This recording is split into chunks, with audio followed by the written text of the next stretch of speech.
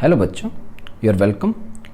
आज हम कंटिन्यू करने जा रहे हैं अपने क्लास 10th के चैप्टर 1 का पार्ट नंबर 3। ठीक है जी, चैप्टर 1 जो कि है केमिकल रिएक्शन एंड इक्वेशन, उसका पार्ट 3 हम कंटिन्यू करने जा रहे हैं। ठीक है जी, चलिए देखते हैं। आज हम देखेंगे how to balance a chemical equation.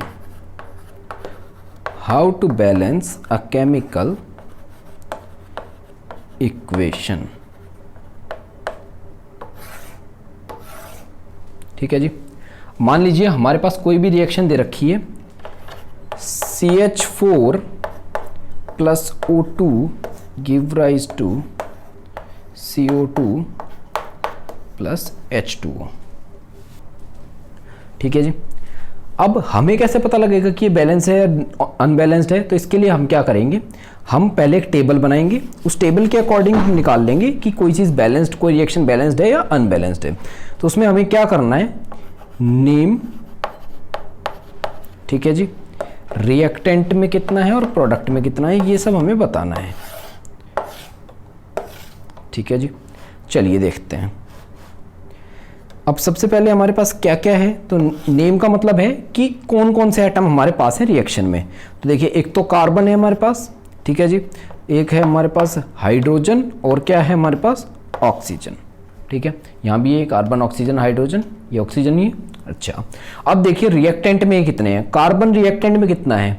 तो हमें हमेशा ये याद रखना है कि किसी भी चीज़ का नंबर कैसे कैलकुलेट करना है कि जो उसके नीचे लिखा हो, मतलब यहाँ पे लिखा हो, और जो यहाँ पे लिखा हो उसका मल्टीप्लाई। ठीक है जी। अच्छा, कार्बन के यहाँ पे क्या लिखा है, कुछ नहीं, और कुछ नहीं का मतलब होता है 1। तो यहाँ पे लिखा है 1 और यहाँ पे आगे भी कुछ नहीं, मतलब 1। तो कार्बन 1 इंटू 1 कितना है, 1।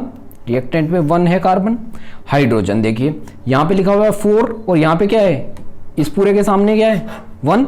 तो 4 इंटू 1 कितना, 4। ठीक है जी। ऑक्सीजन कितना है यहाँ पे, तो नीचे लिखा हुआ है 2 और आगे कुछ नहीं मतलब 1, तो 2 इंटू 1 2। ठीक है जी। अब यहाँ पे आइए, यहाँ पे कार्बन है 1 1 1 जा 1। ठीक है जी। हाइड्रोजन यहाँ पे कितने हैं, 2 1 जा 2। ठीक है, और ऑक्सीजन 2 1 जा 2 तो यहाँ पे है, और 1 1 यानी कि 1 यहाँ पे है, यानी कि 2 यहाँ से 1 यहाँ से, कितने हो गए टोटल 3। ठीक है जी।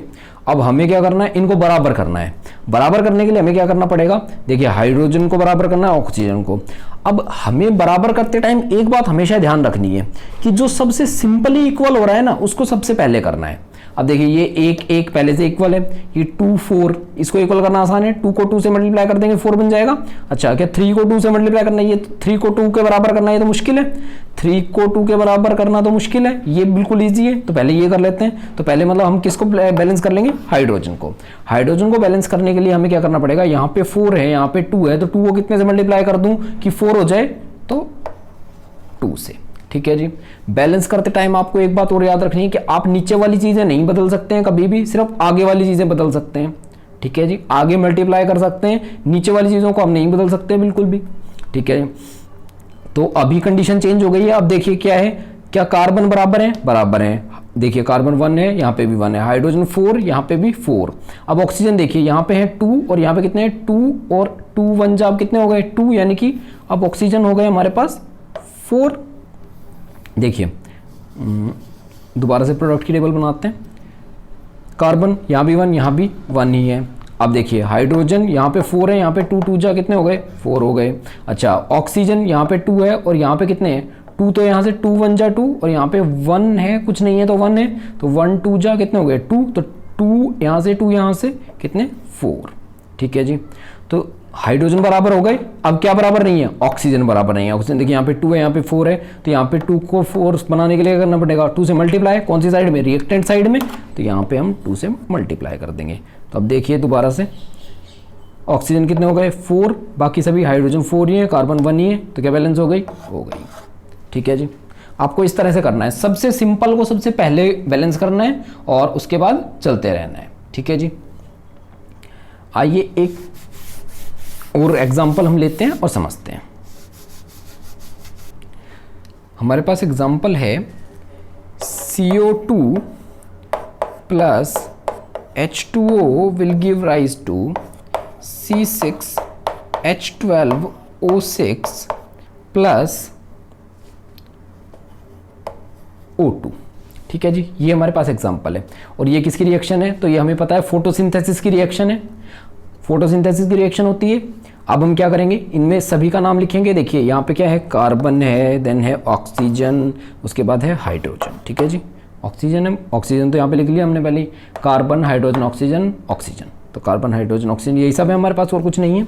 अच्छा, अब देखिए रिएक्टेंट में हमारे पास कितने हैं, कार्बन, तो रिएक्टेंट यानी कि एरो के लेफ्ट साइड कार्बन 1 है। ठीक है जी, ऑक्सीजन कितने हैं, 2 1 जा 2 और 1 1 जा, नीचे भी 1 आगे भी 1, तो 1 1 जा कितना 1, तो 2 और 1 कितने हो गए 3 हो जाते हैं। ठीक है जी, और हमारे पास हाइड्रोजन कितने हैं, तो यहाँ पे तो नहीं है, यहाँ पे है 2 1 जा 2। यहाँ पे देखिए कार्बन कितने हैं, तो 6 6 1 जा 6। ऑक्सीजन कितने हैं हमारे पास, 6 1 जा 6 एंड 2 कितने 8। ठीक है जी, एंड हाइड्रोजन हमारे पास कितने हैं 12 1 जा, ठीक है कितने 12 हो गए।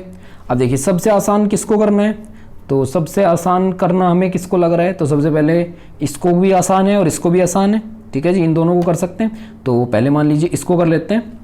तो इसको करने के लिए हमें क्या करना है, प्रोडक्ट में 6 है, रिएक्टेंट में 1 है, तो 1 को कितने से मल्टीप्लाई करूँ कि 6 हो जाए, तो 6 से, तो यानी कि कार्बन को 6 से मल्टीप्लाई करना है, तो इसके आगे लगा दिया 6। अब देखिए क्या हुआ कि कार्बन यहाँ पे अपने पास हो गए 6, ऑक्सीजन हमारे पास कितने हो गए 6 2 जा 12 और 1 13। ठीक है जी, और हाइड्रोजन हमारे पास 2 ही है। अब हमें किसको बराबर करना आसान लग रहा है, देखिए 13 को 8 ये तो मुश्किल है, 2 को 12 से बहुत आसान है।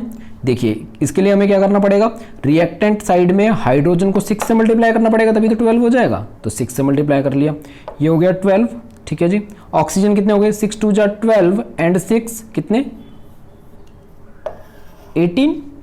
ठीक है जी, कितने हो गए हमारे पास 18, एंड इसको 18 अब करना है, तो हमें क्या करना पड़ेगा, देखिए ये बराबर, अब इसको 18 करना है, तो या तो 6 तो पहले से है, और यहाँ कितने और हो जाएं तो हमारे पास 18 हो जाएंगे, तो 12 अगर और हो जाएं, 6 तो पहले से 6 1 जा 6, और अगर यहाँ पे 12 हो जाएं ये सभी, तो हमारे पास क्या हो जाएंगे 18 हो जाएंगे, और इसको 12 बनाने के लिए हम क्या करेंगे, हम इसको 6 से मल्टीप्लाई कर देंगे, 6 2 जा 12 और ये सब क्या हो गया 18।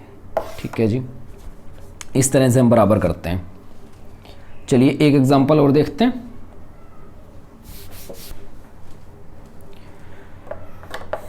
Fe plus H2O give rise to Fe3O4 plus H2। ठीक है जी, Fe3O4 plus H2। तो अगेन टेबल बनाएंगे, name then reactant then product. ठीक है जी, अच्छा कौन कौन है यहाँ पे, तो यहाँ पे आयरन है Fe। ठीक है जी, Fe आयरन होता है, Fe आयरन बोलते हैं। ठीक है जी, H है हाइड्रोजन एंड O है ऑक्सीजन। अब देखिए रिएक्टेंट में आयरन कितना है 1, प्रोडक्ट में कितना है देखिए 3 1 जा 3। अच्छा हाइड्रोजन यहाँ पे कितने हैं 2 2 1 जा 2। ठीक है, और ऑक्सीजन 1 1 जा कितना है 1, और यहाँ पे हाइड्रोजन कितने हैं, तो यहाँ पे हैं 2 1 जा 2 एंड ऑक्सीजन आर 4 1 जा 4। ठीक है जी, तो ये सब हमने कर लिया। अब देखिए सबसे आसान करना किसको दिख रहा है हमें, हाइड्रोजन पहले से बराबर है, सबसे पहले Fe को बराबर कर लेते हैं। ठीक है जी, तो Fe के आगे लगा देते हैं हम 3, रिएक्टेंट साइड में इसको 3 से मल्टीप्लाई कर देंगे तो बराबर हो जाएगा। तो अब यहाँ पे Fe हो गया 3, बाकी किसी पे कोई इफेक्ट नहीं पड़ेगा, ध्यान दीजिए।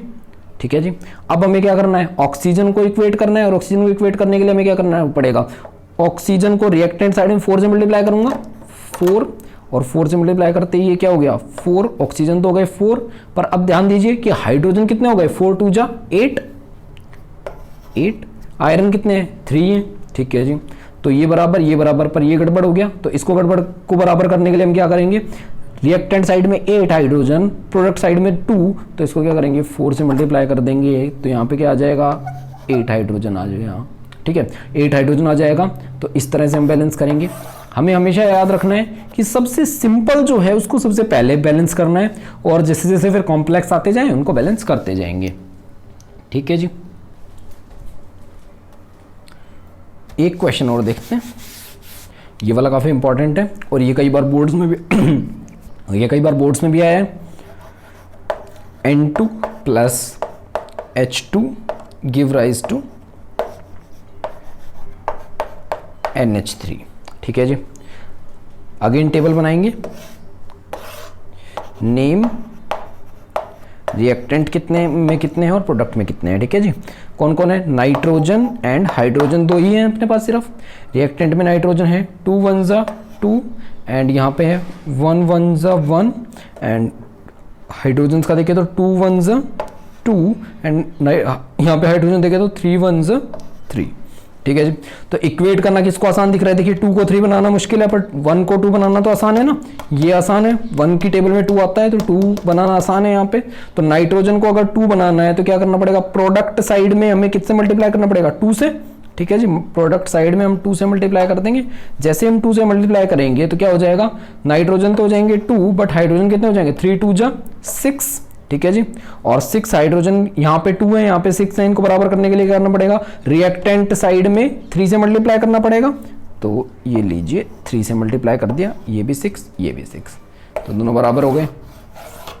ये क्वेश्चन आपको स्पेशली ध्यान रखना है। ठीक है जी।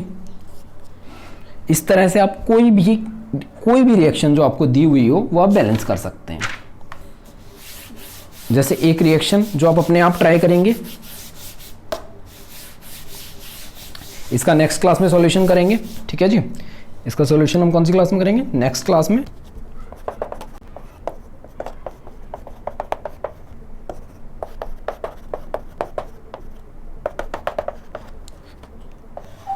ठीक है जी।